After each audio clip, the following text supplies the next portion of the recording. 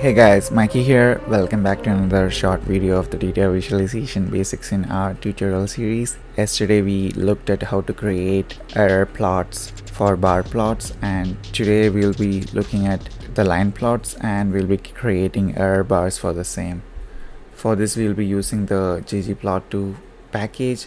So this is a diagram which we created yesterday where we made error bars for the bar plots, and we created a sample data frame for that yesterday with a couple of columns. So here we have 4 columns with trees, location, height, and standard deviation. So the standard deviation is what we'll be plotting using the error bars. So like I had mentioned yesterday, error bars kind of help you to show the variability in data and helps you express the amount of error or uncertainty in the data. Let's create the line plot we usually do. So we use the ggplot function and mention what's the data set we have, and for here we are giving the aesthetic x the location, same like here, and y as height. And so in the last time, let's say like here when we were creating the bar plots, we mentioned fill equal tree because we wanted to fill the bar plots with the color of the trees.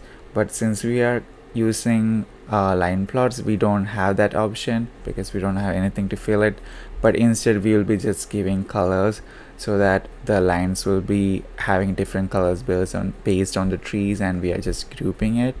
And we can also control the size of the geom line, and also I'm using geom point, so I will have a line as well as a point, which helps with visualization. And like yesterday, we are using the geom underscore error bar function, and we are giving the y minimum and x minimum.